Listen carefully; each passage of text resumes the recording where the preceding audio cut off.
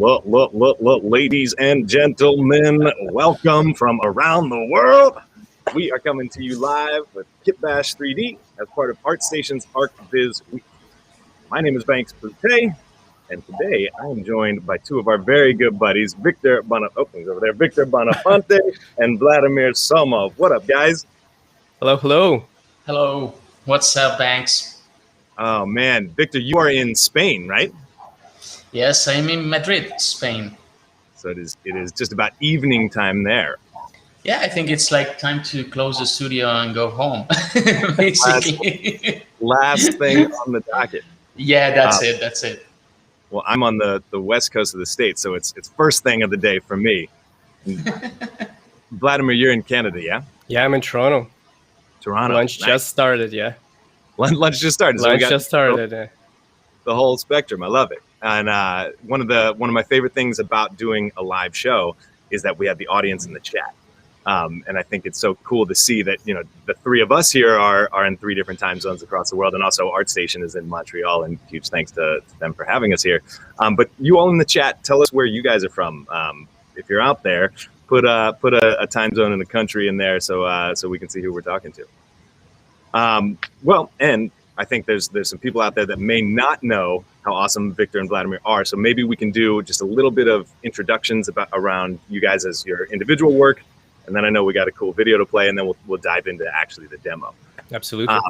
Okay. So Victor, of course, did our Every City cover with KitBash3D, which is the kit cover. And you had such an illustrious career at Beauty and the Bit in the ArchViz world. How long ago did you get into ArchViz? I mean, it was like, right now, I think the company is going to be like 10 years now. And yeah, I mean, within like my company, I don't know if I'm sharing the screen right now, or if it's visible on my screen. You're not sharing right now, but Ilya, we can see you. Yeah, we can see you, and you look great. And yeah, Ilya, well, that's good news. Yeah, but I don't have the option to share a screen right now in front of me. Okay, that's it. Here we go. Ilya, our man behind the curtain. Terrific. So thanks, Ilya. So the thing is, this is my company, Beauty and the Bit, and we are like an architectural communication company. But I like to think as my company as something that it's like not the regular archviz. I hate the word, but architectural communication studio. So we're always trying to depict a little bit more the cinematic or more artistic kind of architecture, basically. So it's been like 10 years now doing this, and we have the pleasure to be working with one of all the best studios out there worldwide. And at some point we did there was like kind of an inflection in our career, which was with this movie called Landmark, which was like a passion project we did that if some of you have seen like afterwards, like Rebirth, which I was the art director for that project, it drinks a lot from this animation I did before. So it was like placed in Iceland, and for me it was a milestone in general for the studio, because it was like another way to keep on doing things which were related to architecture, but at some point with a more cinematic kind of visual language and appeal, basically. So yeah, basically this is my studio. This is Beauty and the Bit, and recently I got into another exciting project, which is like being an art director for a new company, which I can't say too much about it because we are about to get launched and stuff like that. But it's really exciting because it's art director in terms of video games, VR, applications, experiences, live experiences. So it's pretty cool right now. I love that. You covered actually most of my questions there, because if y'all out there have not seen Landmark or Rebirth, do yourself a favor. Incredible architectural pieces, but also video game cinematic stuff done in real time, which I think is so cool. The bit for the bit of Beauty and the Bit, where so much of y'all's work was architectural in nature, but also very cinematic and almost video game like, which is very similar to some of the things you're gonna be showing today, right? Yeah, absolutely. And for me, it was like it was a natural step, no? I'm still like the creative director at the studio, but it served me as a platform to start doing other things that I was also interested, like video games, like VFX, like, you know, lots of art direction and stuff like that. So yeah, we jumped like recently to this Unreal thing. I think we did like a little teaser, which is called Insomniac Swords, which is this one. And basically it was like the typical, I mean, normally all the architectural visualizers or, you know, archviz people, they would represent or present like this typical beautiful condo in, you know, Miami or, you know, or LA or whatever it is, or New York, and really luxury and stuff. So we decided to give it a twist and do something like more cinematic. And this was our first adventure in, I think, in Unreal, made by us basically. And we were really happy about, because it was like the milestone to start doing, or to keep doing things in real time at some point. So yeah. Love that. Well, someone out there in the chat, if you can, post this link to Beauty and the Bits website. So anyone out there who hasn't seen it can tune in. And speaking of the J in the Ukraine, what up? Mirko on EST representing. I see you there. Tiger Lace in the UK. This is outstanding. So we got people literally all around the world here tuning into this. And Vladimir, you are in Toronto. How is it up there? Oh, it's moody and it's really cloudy, and we have this really thick fog. It's basically what Victor and I love. It's really cinematic outside. Nice. Vladimir, your background is more in video games, right? FarCry, Assassin's Creed. Tell us a little bit about that. I've been in cinematics for about 7 years now, and 5 of those years, or 5.5, was in Ubisoft Cinematics, and I was a principal artist. Basically, I would define the pipeline, manage the artist, and set up the visual benchmark. But I was also lucky to work with other disciplines within the video games. I did a bit of gameplay. I did some concept art for video games, touched a bit of lighting, some level art, and at some point I got a little bit tired from all of that, and I left Ubisoft, and now I'm freelancing. I'm a senior generalist. I'm doing cinematic art consulting and concept design. And that's how we met with Victor, through a project which we cannot share or talk about, unfortunately, but it was a really kick-ass project. Awesome. Well, we are incredibly excited to have you both here today, and very excited to see the piece that we have. Before we throw into the cinematic, actually, just wanted to let the audience know that KitBash3D will be, at some point during this thing, I'm going to get a ping on my phone, and we'll be doing some giveaways for kits on the store at kitbash3d.com. So be sure to check that out. Maybe even pull it up now so you're ready for it, because when they go real quick when we do this. And also check out the summer sale, where right now you can get up to 50% off on many of the kits on the store. So leaf through that. But guys, tell us a little bit about the cinematic we're about to see. We'll dive into more detail after the cinematic plays, but just give us a little intro on it. Victor, go ahead. Well, basically the thing was like a quick one, because really quick. Yeah, it was like I love to say that me and Vladimir, we joke about it, but we're like we call ourselves like the vintage bitches, because basically it was like when we got off. I mean, Max and you, Banks, you contact me to do like something for this presentation, and so the thing is, like, it was last week maybe, or a week before, and it was on the virtual, you know, the UE5 thing. So the thing was like, do we do it in UE5 or we stick to the vintage UE2 426? So we stick there. And basically the thing was something really quick, but instead of doing, you know, a scene, I proposed Vladimir, okay, why, if we do, as providing the fact that we are really worried about the cinematic quality of what we do, why don't we try to do a little cinematic with that basically? And regardless of architecture, I mean, obviously there's architecture on it, as you will see, but not the regular approach to architecture, which maybe could be like a big city, or, you know, or a museum, or whatever it was. And with those premises were like 3-4 days of work, and that was as much as we could like push things in order to get that cinematic. I think it's the last squeeze out of UE4. just before we jump into UE5. Yeah, absolutely. Yeah, but because we're starting like doing some other projects, some really cool projects together, both of us, and yeah, we're obviously adopting or trying to mess a little bit with UE5 basically. Amazing. Let's dive into it. We got vintage UE4, a project done by gentlemen in 3 days in UE4 and the Shangri-La kit. Ilya, let's throw to that now. Let's watch it.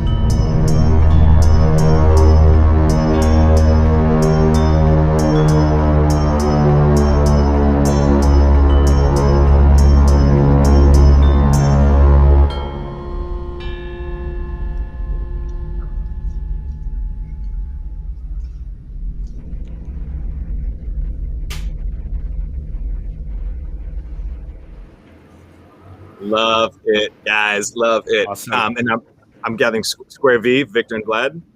Yeah. It's the name of our Dropbox folder with B&B production. Love it. Well, audience out there, I see you guys. It looks like a few days of rendering, right? I know. Whoa, low. Y'all out there know that we've got Victor and Vlad here, who are both very, very adept. I think that's the word, adept at architectural visualization as well as rendering in the video game industry. And Jiroki's there. How you doing, bud? Put in the chat what industry y'all are in and how many years you've been working in the industry. So as we go here, we can sort of tailor some of the conversation to get you guys who are watching the most value. Also know that we're going to dive into some breakdowns here, but at the end of this, we're going to leave 5 minutes for a Q&A. So if you have any long form questions, please drop those in at the end. But if you have quick comments and things, I will be taking a look at the chat and making sure that you all are seen there. But please let us know what industry you're in and how long you've been working on it. So gents, tell us a little bit about the overview of the cinematic, how you guys divided the work, and then let's dive in and look at some of these things that you want to show us. Okay, so I will share my screen now. Basically, the idea is that normally when Vlad and I we start projects, there's like kind of a really important moment, which is like the briefing or the searching or gathering for references. But at this point, we didn't have much time, as I said, because it was like a really quick thingy. But again, I mean, I had this idea time ago. I'm into yoga and into meditation, basically, and I had time ago like the idea of I would love to do some kind of image or something like involving this kind of feeling, which is like I'm in the top of a mountain and there's a shrine, a sanctuary there, and Asian kind of mood and stuff like that. So searching a little bit, I mean, I ran into this image. I think it's from one Marvel series from Netflix. It's called Iron Fist, which is not so good, but anyway, the image itself, it's really powerful. And it was something like that. I imagine myself like up in the mountain and looking at the mountain. So basically, that's the thing that I wanted to convey with the project. It's like some shrine kind of in the top of the mountain, sculpted or in that place. So, I mean, we searched for several references and made a quick peer ref. And yeah, I think there are shots here from Batman, because I mean this sanctuary already exists, and some of the shots from Doctor Strange and some other things. But basically, the idea was that I mean, it's like we don't have much time for doing this or for putting this together, and basically that was the premise. It's like a big mountain, and we have some temple there, and maybe we can and a little twist to the story at the end. So maybe it's not just a collection of shots, but in the end, there's like kind of a little message to it. I don't know, Vlad, what you I was about to say that first image at the top, that's the first thing and the only thing that Victor sent me and said, let's do a cinematic in 2 days. And I said, why not? Let's do it. That was it. Yeah, we jumped into it based on that image pretty much. Yeah. And I don't recommend that for anyone to work like this, but I think for us, we enjoyed it a lot. We liked it because it's refreshing. It's something different. You know, not having a plan per se, not having tons of reference, and just going based on memory, going with the flow, and just doing something really quick without really knowing where we're gonna end up with that. Because none of us knew. We didn't really know what shots we're gonna produce either. Yeah, absolutely. It's the fact that we worked before, right? We know each other at this point, right? So it kind of aligned perfectly, but we didn't really plan ahead. There was no storyboard or any of that. I think that's one of the coolest things. It's almost a meditative experience, if not at least like a jam session between two musicians where you're making it up on the fly together. I think that's one of my favorite things of art, is that you can collaborate together and make pieces, and you can share an image and then take a couple of kits and throw them into Unreal, and now all of a sudden you've got something that you can collaborate back and forth on. Yeah. You don't get it a lot in digital. I'm happy we did it. I definitely want to do more of that stuff. Yeah, I mean, and it basically it's like, it's really kind of, as you said, it's like kind of a jam or improvisation when you're playing music. It was like, because when I got the news from Max, I was like a little bit, excited or hot with the idea. So at that night, it was a Friday, I think. So I had like 2 hours before going to bed. So I started assembling something, throwing something really quick there, which was, I think, one of the shots that finally did it into the cut. And it was like, hey, Vladimir, something like this, reference on this, and what could we do with this? And in the beginning, it was meant to be like 2-3 shots, but we ended up doing more than that. Going deeply aggressive. I love that. Ninja style. Yeah, exactly. I think that's the best way to jump in. Well, okay, so you got the idea, you started packing some references, and then you started doing some blockout stuff. What happens next? We assemble it. it's very, just to demystify it, it's very linear. We built it, we rendered it, and then we assembled it. Yeah, I mean, it takes out a lot of, I will talk about this later, but it takes a lot of pressure out of you when you're doing cinematic, because you're only thinking as a director, basically. So it's like none of what I'm going to share later on has like a really clear structure, or it's really blended. I'm not building a whole level, and I don't care about it, basically. It's just what looks great on camera. So it's like, okay, you have several ideas, and nowadays the good thing about the technology is like, you don't have to spend hours on that and making pre-renders and previews and this looks like shit. For example, you have spoiled like 3 hours of time of rendering and stuff like that. You can see it on the fly and see what works and what doesn't work. That is why, for example, Unreal, I think it's a really incredible tool as a cinematographer, basically. Yeah, because you can iterate so fast and get your ideas out and really get what they're going to look like, rather than just waiting a night. I was about to say that a lot of this stuff is based on an instinct, and that's why it worked out so fast for us. But there's also years for this to work within that time frame, and also being in 2 different countries and not really planning. It's also years of experience. That's what all of that experience accumulated, channels into the fact that you can do this stuff instinctively, without planning, and you can do whatever we did without really, like, I don't think I'll be able to do that 5 or 6 years ago without planning it. I would start, and maybe half a year later I would have a few seconds rendered. Right. Yeah. It's like the experience allows you to be fast. The experience allows you to intuitively make decisions on the go. Yeah. And also one other thing, which is, I think it's really important, is like chemistry. I mean, whoever you work with, it's really important to have that chemistry and have fun. I mean, we have lots of fun. That's for sure, and we laugh a lot with lots of stupid ideas or stuff. And I think that's encouraging, because it's like you feel from the beginning, you're in the same boat, and it takes a lot of pressure out of the equation, basically. And obviously, if we didn't have this first project together, but it was instilled in that first project together. It was really smooth, at least on our side. It was like, okay, man, I understand what you say. You understand what I'm saying.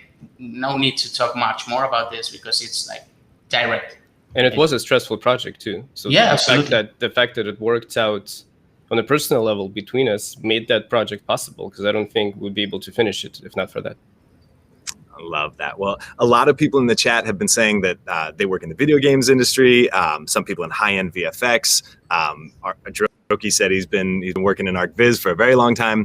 So we do have a large, we have a very wide range of things that we can talk about here. But I want to challenge the chat out there as you're thinking about, as you're listening to Vladimir and Victor talk about their friendship and their collaboration here. Think about who out there you might do a personal project with. Have you had an artist in mind that you've always wanted to collaborate with? Think about that and put yourself in this world as Victor and Vladimir break down how they did this one together. So do y'all want to dive in and show a little bit of your process here? Absolutely, let's do it. Yeah. So I guess I'm going to share my screen, right? Let's let me do that 1 second. While you're pulling that up, yep. A question from Todd Frazier here. Vladimir, in your opinion, what's the difference between an environment artist and a cinematic artist? Cinematic artist is more of a set designer, because you dress to camera a lot of the times. And environment artists for games would be more concerned with gameplay and the game direction side of things, when the cinematic artist works with the narrative director and the cinematic director. So we think about it as it's more of a film production, but within video games. So the structure of a cinematic team is very similar to a VFX structure and the way films are structured. They're much smaller teams, they're much more agile, and they work really fast. And a good example of that, in my 5.5 years in Ubisoft, I shipped 6 games. And it was really fast. It's almost a game a year, and some years it was 2 games. It wouldn't be possible if I was working in the gameplay. Normally you'd be on the game 4 or 5 years, and you'd ship 1 or 2. So that's the big difference. It's a lot faster. It's more direct to what camera sees, what the narrative needs are, what the direction needs are, and it's not as concerned with the gameplay in that case. It has to tell the story. It has to look cool, and also what I really liked about it, it doesn't have to be optimized. It doesn't have to run in real time. Right. You don't have to have every option for the game player as an environment artist will. Absolutely. You don't have to. It's a complicated job. There's a whole technical aspect of it. You need to think a lot about in level design and how optimized the levels are, how it streams. There's just so much to it. When on the cinematic side, it's more of the visual storytelling and the art. There's still technical aspect, but I think there's a lot less of it, and that's what pulled me into cinematics, because it was just more direct art. Yeah, love it. Let me know if you can see my screen. Sure. Yeah. Yep, we can see it here. And thank you for the question, Todd. Right. So this is our intro shot, and I'll talk a little bit about the shot and the reasoning, why it's there. So it obviously, it does, the very first thing it does, it introduces the location. Based on this, we know that we're somewhere in the mountains, possibly Tibet. We're introducing our architectural style. We see that it's the Shambhala kit, and we're slowly starting to build up the picture of the mood that we're trying to create with this. But another really important, at least for me, direction-wise thing that it does, our entire cinematic is really dark and moody, and we have snow and really cold lighting, but we didn't like, to start like that. We wanted to have a transition from the beginning. So what this cinematic does, it introduces the fact that the sun is setting, the sky is getting darker, and snowfall is getting heavier. And we're also visually getting a bit more interest because we have 2 lighting scenarios there all of a sudden. And another very interesting thing, what the sun does, at least I was planning for it to do that. As you can see, as it moves through the screen, from the bottom to the top, it should lead the audience's eye towards the temple, as we cover more of the foreground in the shadow, and the shadow of other mountains are slowly creeping towards the temple, and we get that highlight from the sun on the gold of the Shambhala temple, it establishes itself as the focal point. So that's thematically, and in terms of art direction, that was the idea of that shot, to establish the focal point, to introduce what is it that we're talking about, where is it located, and based on that, basically, if we were to show any shots after this, hopefully audience would immediately know that that is the temple that we're showing. It's at the top of the mountain, and there should be that mental connection there already. So, okay, so with that out of the way, I can quickly show you how this shot was assembled, and it's very simple. There's not a lot of elements in there, so let me hide everything. And it's not the best organization because we were doing it really quickly. All right, so let's go to detailed lighting. So we started with a terrain mesh, and I did this one really quickly in World Creator, which I really like because it's GPU accelerated. Very simple mountain range. There's nothing extraordinary. The only thing that I did a little bit different here is I curved it. I hope you can see that I curved it a little bit to add a bit more visual interest. It's very obvious from the top, and it doesn't look too realistic. But from the camera perspective, from the ground level, that curve I think adds a lot of visual interest. So on our terrain, we have a simple terrain material that comes from Brushify. And let me see if I can select it here. And it's an auto material. So basically what it does, it identifies slopes, and it blends between snow and the rocks. So that's why we were able to, the reason why we chose this is because it's a really quick way to texture a large terrain like this. So basically, with the direction strength, let's see, I can control how much snow and how much of a snow distribution I want to get on that mountain. And I'm not painting any of that by hand, because again, the key for us was to get it done really quickly. So auto materials is the way to go for something like this. So once we got the terrain, and by the way, just like Banks said, if you have any questions, if I'm going too fast, let us know in the chat. If questions are short enough, I'll be able to answer them as we go.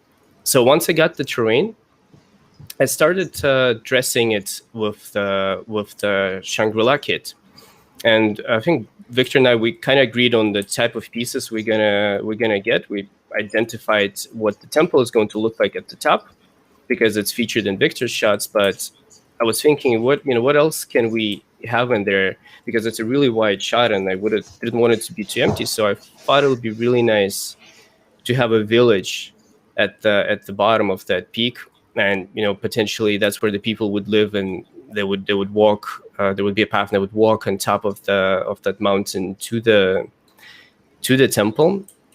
And in terms of the kit, we were using blueprints, so they're pre-made. And usually when I work with KitBash, these are awesome. That's the first thing that I would drop into the scene and start playing with them, because they're preset. They kind of define the visual language of the kit. You can really quickly dress a large area, and there's a large variety of them. There are assets that are large size, medium, small. I've worked on projects where I was able to do most of the final shots just with these pre-made assets, without jumping into details and trying to build stuff from scratch.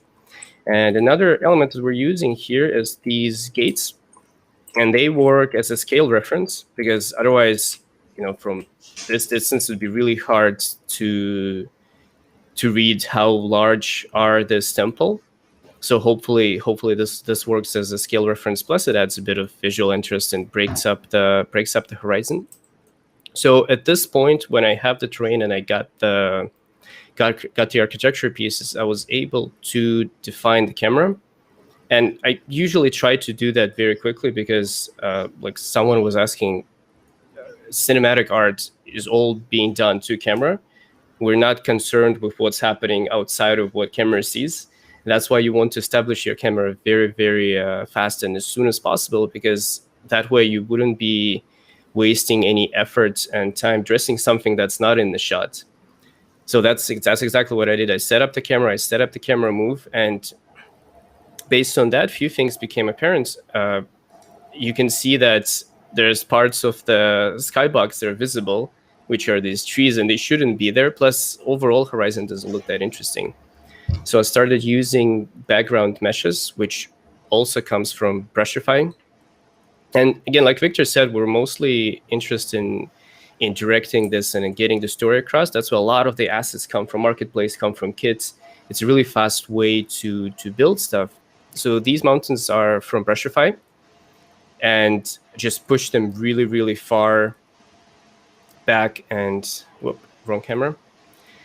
And it's really awesome and a really quick way to to dress something like this. And for anyone who who works in pre-render, who does like V-Ray or Redshift, and definitely for me, when I started using that for all, it was pretty mind-blowing, because you can't really get that real-time feedback in a pre-render environment. And just being able to have lighting and fog and have these giant mountains, slide them around in your composition, I think that speeds it up so much. It makes your decision making so much faster and easier. So once that was established, I had my set, somewhat built. And when I got large shapes, I started moving into medium-sized shapes. And in that case, it was all the Megascans assets. So let me move closer to this temple right here. So we were using this rock formation to kind of have the temple be a bit more grounded with the terrain. And there's literally one asset. The point that I usually try to make, you don't need to have a million different assets to dress something successfully and for it to look believable. A lot of these are just rotated in different directions. They're scaled, and you can I think you can sell the idea of something really effectively with only a few assets. So the key modification that we made to this, because by default they were coastal rocks, so we had to add some snow. And what we built is this world aligned shader that basically adds snow based on the world position of the asset. And that made it really quick. And let me quickly show you how this shader was set up for anyone who's interested. So there are a few parameters, so we can control the bias, how much snow we're getting, and we can also control the direction. So in this case, RGB will correspond to XYZ. So B will be Z-axis, so it's coming from the top, but I can also make it come from the side and from the top if I want to, so we can blend different directions and have the snow distribute across the rocks in real time. The shader is very simple. So basically, I just hijacked existing Megascan shader, which is basically that, and added this part. So it's a noodle mess, but essentially what it does, the most important part is this world aligned blend. This allows us to blend snow in real time, and I'm just exposing few parameters like world vector, sharpness, and blend bias. And by the way, the quick way to set these up as parameters, if you right click on them, you can promote to a parameter. And that immediately creates a parameter with a proper name, and it will show up in your material instance. And then we're basically blending this world align nodes with the mask, and I have a switch that turns it on and off. All of that we're feeding into the slurp. Basically, what I added for albedo, roughness, and normal, I added a second material, which was in our case snow. And we're blending between the albedo of the rocks and the snow. And in the lerp alpha, we're feeding that output from the world aligned blend. And I don't want to spend too much time on the shader, because I think it will eat all of our time. But if you have questions about it, ping me on Instagram or ArtStation. I can show you screenshots of the setup so you can replicate it on your end. I think that would be the most effective way to do that. So let's close this. Super cool. Thank you for showing that, Vladimir. I know Leanna in the chat was asking specifically about All right, that. so we're done with the background rocks. Now, the foreground. So what I did there, let me see, I'm looking at my keyboard. So what I did there, I placed this Megascans assets, And the reason for that is because any scan asset will always look better than just plain terrain, especially in the foreground. And that's usually the name of the game. What we're trying to do is to address foreground as dense as realistic as possible. And the best way to do that is to use scan data. Even though there is pretty much nothing else around it and it's kind of floating in the air, mentally the audience should make that connection. And if it's if the albedo values are correct, if it has a correct scale of details, then you will be able to sell that this is the same as your terrain, and that's actually the part of it. It's kind of like for anyone who's done painting, right? You know that you don't need to render everything. You can just hint certain details, and the audience will be able to kind of reconstruct it, and the brain will be able to fill in the details. That's what we're doing here, right? We're adding hyper detail at the foreground. We're not really concerned about anything else. Hopefully the audience will be kind of fill in the blanks, and the brain will make the connection that if this is as detailed, then everything else is supposed to be as detailed as well. So that's the purpose for that here. And when you're talking about detail, Vladimir, Wololo asked, what res textures are you using? 4K, 8K? These are 4K. So usually we start with 4K. Because there's no, unless we render in some ridiculous resolution and we get like macro shot really close, like in your face, there's no reason to go higher than that. Because you also need to think about the pixel density on your screen. You can go at 16K, but if you render it at 1080p, then you're kind of wasting a lot of resources. And the other reason why we kind of started in the middle is because you can always suppress after, because of how flexible and amazing Quixel is, right? You can re-export any texture on the fly, and if something looks low res, you can just jump into that same texture, re-upload 8K, and you're done, right? Instead of having your entire scene at 8K, you're running out of VRAM, because that's the only real downside right now of real-time cinematics, right? We're not using RAM, we're using VRAM, and usually VRAM is a lot less. So if you push it too much, you run out of memory. And in case with Unreal, it doesn't really know how to work with multi-GPUs. Hopefully it'll get fixed in the future, or we'll just get more VRAM GPUs. But that's why I think there's no, if you don't need that extra resolution, there's no need to push for it. Just stay in the middle, and then appress as you go for something that looks like it needs that extra oomph of pixels. All right, so what was I saying? There are a few more elements in the foreground, purely for compositional purposes. Plus, we wanted to make that connection with the architecture. We don't want it to have just purely nature in the foreground. And these concrete planters are done the same way. They have that shader that adds snow to them based on their position in the world. The only difference that I have here is the fact that I have snow coming from the side as well.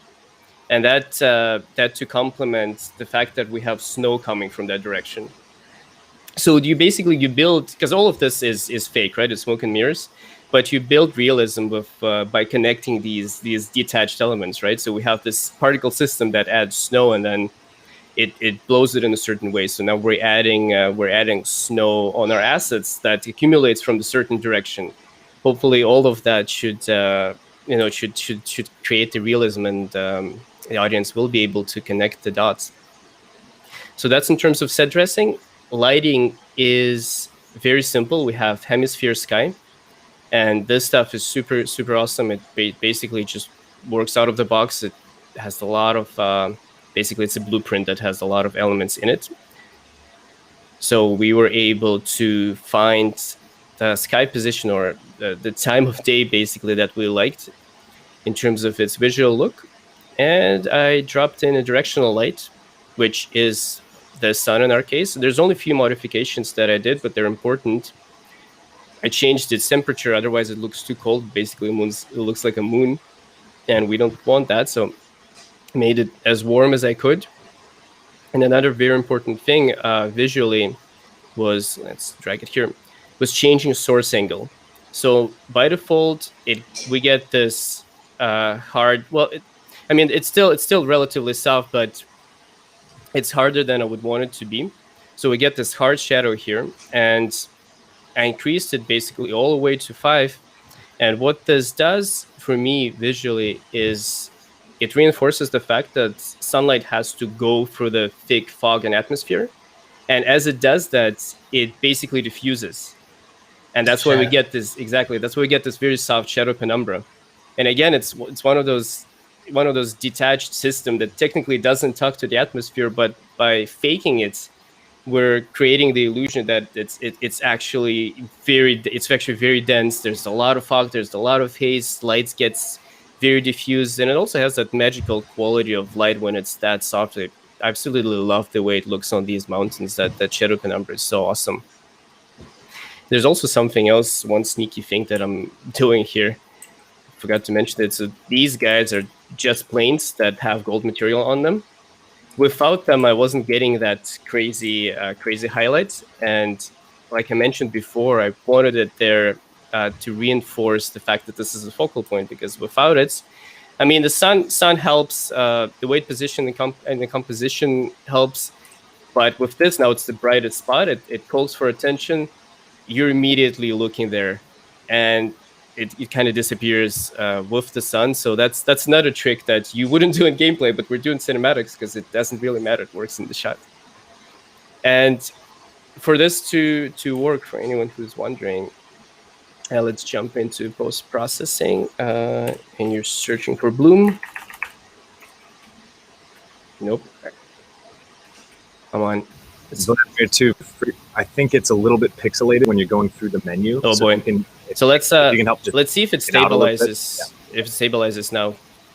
So by default, you will have your bloom set to standard. It wouldn't do that. It wouldn't give you that star.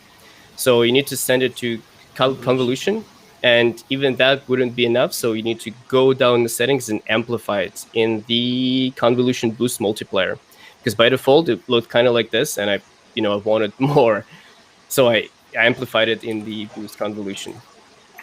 So that's that. And let's see, in terms of volumetric, there's also a few more things that I wanted to mention. So we're using how am I doing on time, by the way? Because I don't want to eat Victor's time. No worries, it's okay. I'm really sure. Happy.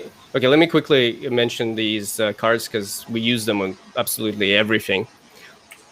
So these volumetric cards, it's a really cool way to add controlled atmospherics in your set, because they're literally cards. You can place them everywhere. But what's cool about them, and something that again I'd never had in V-Ray, for example, is the fact that let me zero it out. So as you can see, by default, you get that.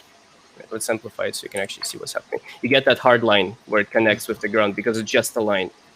But it has an ability to use scene depth to blend itself with the environment. So if we increase this value, you can see it's starting to blend based on the depth of the scene. It's still a flat line, flat card, but now it looks like an actual volumetric effect. And this stuff is super awesome. It's relatively cheap on performance, at least from what I know, and I'm not a technical artist, don't quote me on that. What's amazing about them is that apart from using flat, just static textures, you can also use video footage. So you can basically do in-engine compositing this way. So for anyone who've done compositing, this will make a lot of sense. So we're using, So we're using actual stock footage. And the key for that is to have it as JPEG sequences. It will work with a video sequence, but it's not going to be as stable because all of this stuff is experimental, and you wouldn't be able to have as much control. But this stuff is amazing because, like I said, again, we started projects doing the cards. Exactly. Right? You skip entire stage of compositing because you composite on the fly with these guys in there. So that's awesome. As we scrub for the composition, you'll see them updating, and in the viewport they lag behind a little bit, but when you render it loads it in the memory and it renders it perfectly. So just before I let go of this, let me quickly show you the composition, not the composition, the cinematic sequence. Let's see. It's very, very, very simple. So this is the card. So that's the stock footage that we're playing through, and you can actually see that it's that green line right there as it's loading it in the memory. I'm obviously animating the camera shake, that Victor will talk about that, And I'm animating hemisphere. Basically, we're offsetting the time, and that creates that illusion of the sky rolling in and getting darker. And I'm also animating sun position, which sets it. And that's pretty much it without taking too long. Victor, my man, take the wheel. Yeah, such awesome. Yeah, I know that we could dive into this for hours, but we are right? Airwaves. Thank Unfortunately, you. Thank you. Yeah, no, but that's no problem. I think I'm going to share my screen right now, Ilya, if it's possible. But basically, I mean, Vladimir told about everything, so I think it's not needed me to say nothing more. We can go for some beer or something. So no, jokes apart. The thing is that this is like my part of all the sequences that I did for the project were done in this environment. Okay, so what I wanted to do is like trying to get as many shots as possible from the same environment. I didn't want to do sub levels and other different levels for each one of the shots. So basically the idea was that it's like having an environment which served me for all the shots. So as you can see, it's like a really messy thing. So as a way to reinforce what we were talking about, it's like, this is done exclusively for the camera, for your eyes only, basically. That's the idea. It's like to trick the eye or to give the illusion that we could be here at the top of the mountain, in a mountain that doesn't exist, basically, because we're we are like in the nothing at some point. So that was like my first approach for blocking this was like achieving a little bit like, let me show a little bit like the structure. That I'm not the most structured guy. I'm a little bit chaotic, but at some point I think it's important to get your project structure. So basically, in terms of content browsers, everything's like levels, sequences, materials, textures, etc., and all the kits and assets that we are using. And then on the right side in the outliner, you would see that, yeah, it's not the most optimal, but it serves its purpose. I mean, we have like the set dressing, we have like the terrain, which would be like the Vista Mountains there. We can have the architecture, which would be this one. The characters, there are no characters in this one. The props, which are like the Megascans stuff and some other things. And basically that's the thing. We have like the lighting, okay, and then some camera and helpers, which normally I put there always the maybe some little stuff and maybe the post-process volume. But in this case, it comes from the hemisphere skies, with a big shout out to Waiter Waynants, which has made this pretty awesome plugin, which I love. And it's really flexible. I mean, the thing is, as Vladimir said, it's like, okay, you can play around with or you can mess around with the rotation out of that, and you can really quickly change the mood towards the camera of what you're seeing. I mean, basically, you can obviously render that in real time, and it boosts up the thing. Maybe from this angle, for example, you want to see a little bit more clearing in the sky. So I mean, it's like just a matter of twisting the thing, and boom, you have it basically. So that's for, I mean, basically the lighting or the scheme I was following is like this kind of bluish kind of overcast thing, and then opposed to the kind of more warmer lights in the temple. So following the idea of what I spoke about, tricking the eye, it's like, I think I'm gonna jump on. Oh, sorry, yeah, and you would ask about this card thing. It's basically what Vladimir exposed. It's like we are playing with some cards. Some of them are like static cards, such as this one, I think, just like a basic alpha of a cloud. And we have other ones which are like video projections, such as this one, which, as you can see in the video, is like, as he is playing, it's like we have some video there, and then you have the movable kind of card. Okay, so once at this, basically the thing is that for not getting crazy, I had to be a little bit organized. So basically, I divided them in terms of shots. So basically, this is cards that are going to appear in sequence 1, for example, sequence 2, and so on. So basically, the thing I normally do is like when we have these ones and I'm not working in this shot, obviously I go to to the visible, and then you can put it down on or off, basically. So they are divided per sequence, okay?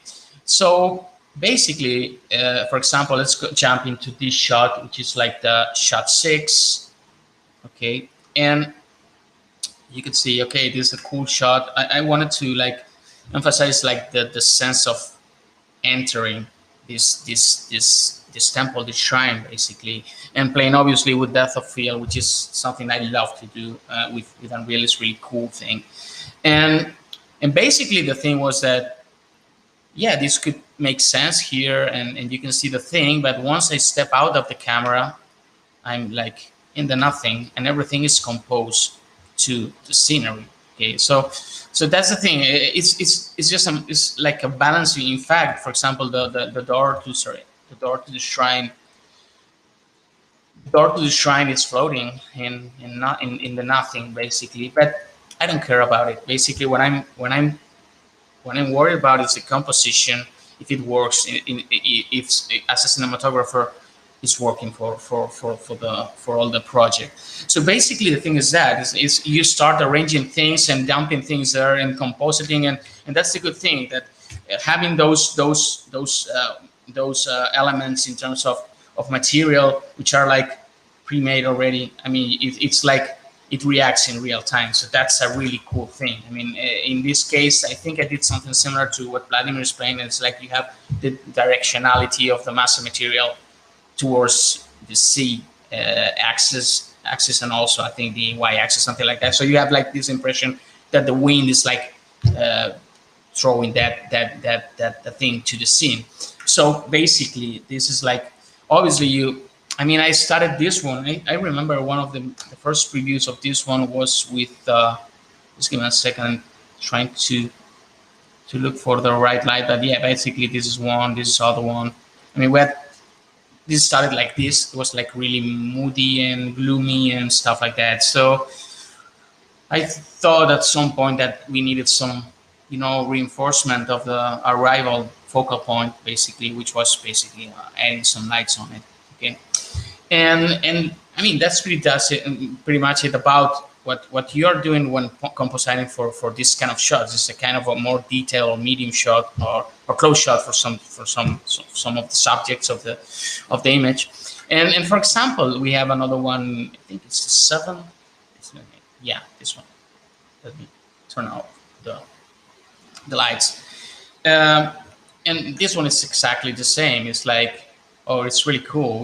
I don't know where we are standing, but we have this beautiful, detail, because what we wanted to do is like, okay, we can do long shots all time or medium shots, but at some point to break a little bit like the rhythm in the cinematic, we needed these detailed shots to get more, I think, more intimate with the sanctuary and with things or normal things that could be there, objects there. So basically, this one, it's exactly the same. If you take a look at it normally like this, it makes sense. It's cool, but look at this. It's like in the top in the ledge of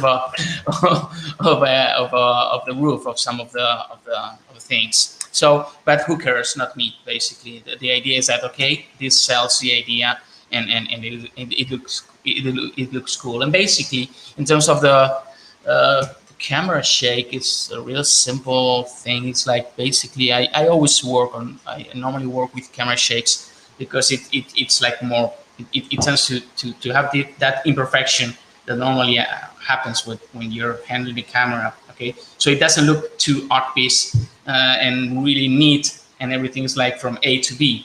So normally it's like I have several camera shakes, one bigger and slower, and basically they are based on blueprints, and I don't want to be really heavy into that, but basically you have like this kind of controllers to control the pitch and the amplitude and frequency of that. So the good thing is, like, you, for example, I'm going to play the thing.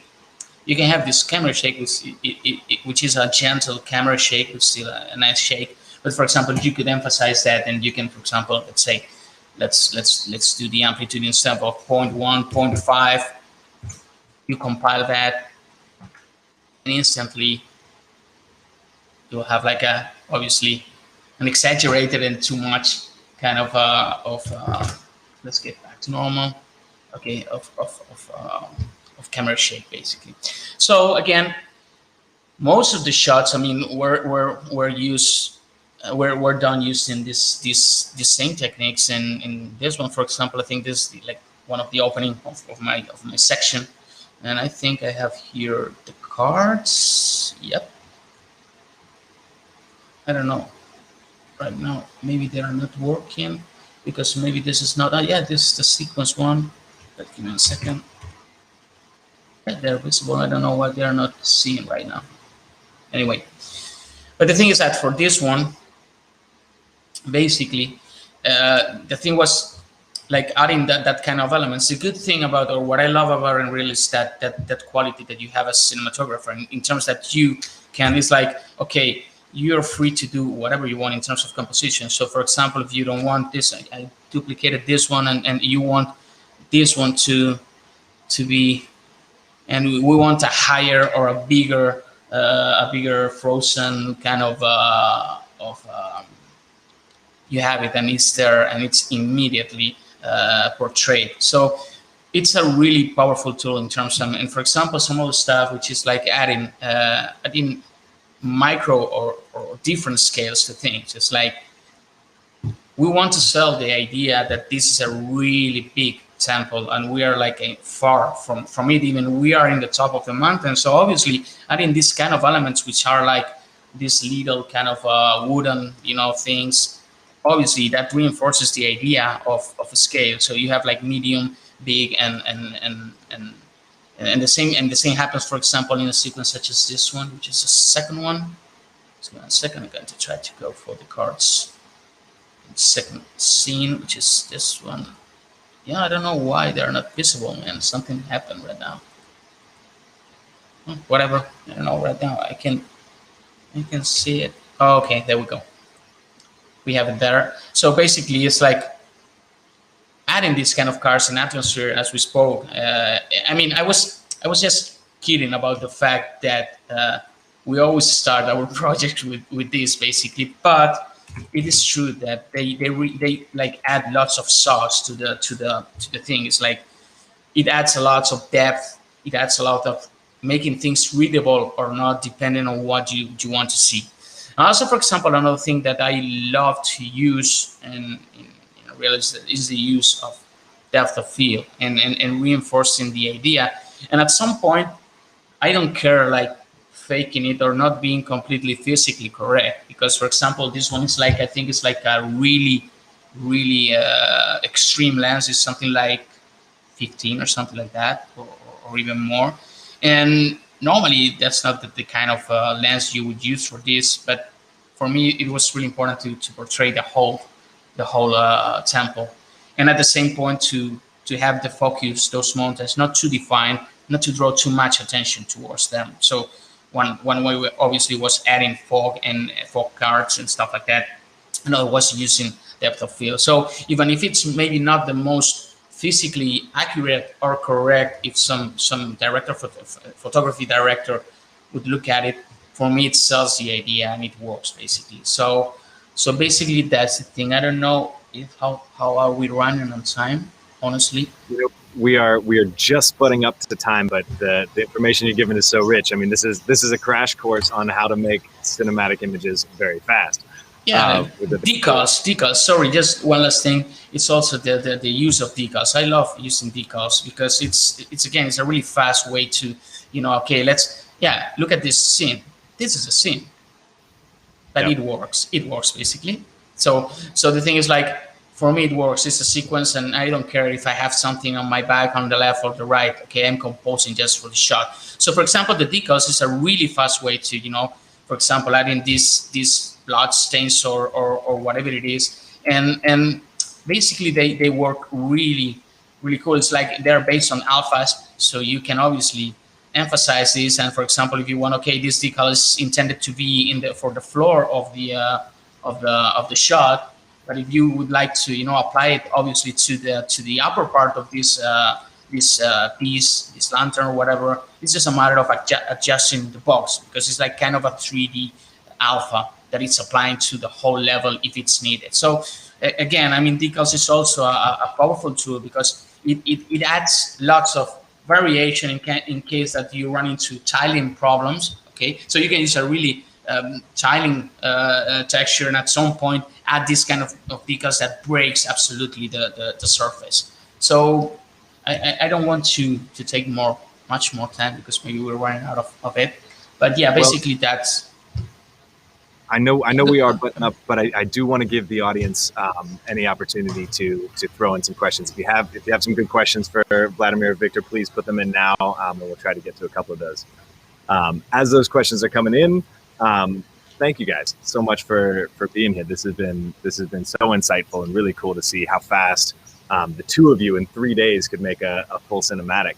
I think as we go out, we'll play the cinematic in its entirety one more time. But thank you guys for being here. Thank you. Yeah, thank you. Well, and to the audience, thank you all so much for joining us. This is part of ArtStation's ArchViz week.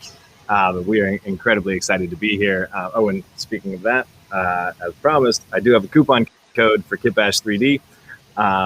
If you go to KitBash3D.com, our City Streets kit is 100% off if you use the code ArtStation ArchViz, no spaces, 100% off our City Streets kit. There are 10 of those, and they will go quickly, so go after it.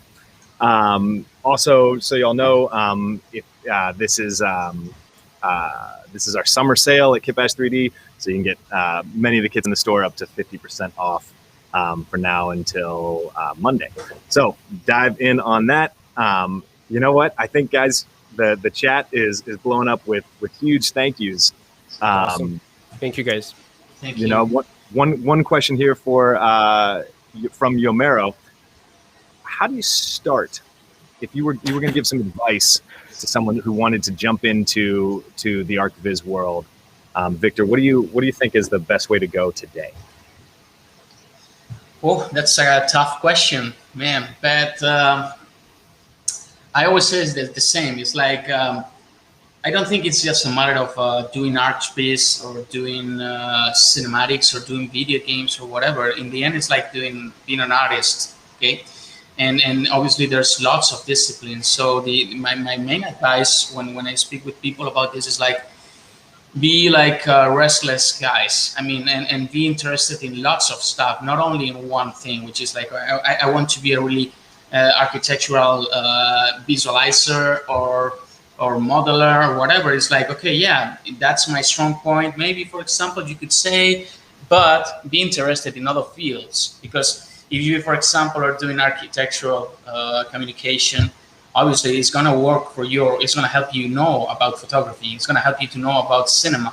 It's going to help you to know about all those disciplines, because you can apply that to your workflow or to your day-by-day duty, basically. So I wouldn't say nothing more than that. I mean, be restless and keep like learning day by day new techniques. I mean, I've been doing this for 10 years and I keep still learning each week. That is such great advice. Stay active in your learning and also diversify your mind to be an artist. Vladimir, any last thoughts you want to add to that? I would reinforce what Victor said. I mean, get inspired from multiple sources. No matter what you're doing, no matter what industry, get inspired from multiple sources that will benefit you. And start small, but you learn by doing, right? Start doing things. You don't need to start from an entire environment, texture and asset. Just retexture something from Megaskin. Start small, but constantly do things. That's the best way to learn. I think that's the only way to learn. You'll learn from actually experiencing it and doing it. Love it. These are such good notes. And I'm getting a ping here to give the code one more time. It is courtesy of ArtStation. You can get 100% off our City Streets kit. That is ArtStation ArchViz is the code. Use that on KitBash3D.com right now. So they're going quick. And if you don't, summer sale is going on. Victor, Vladimir, thank you guys both so much for being here, making this amazing piece and sharing it with us. Thank you, guys. It's been a pleasure. And a huge thank you to ArtStation for putting on ArchViz Week. And most importantly, thank you all to the audience. Thank you for joining us. Thank you, guys. Being part of this community. It is It is such a warm and inviting community. I saw people throughout the conversation when someone had questions and we didn't have time to get to it. Members in the chat were there answering questions. Go out there and take some inspiration from Vladimir and Victor and collaborate together. Find a good friend and make something really cool. You saw what they did in 3 days. Being a successful artist is about expressing yourself, and that takes reps. So do that with each other. Join in and be part of this thing as you can. From all of us here, thanks so much. We'll see you guys soon. Thank you very much. Bye, guys. Bye, guys. Bye.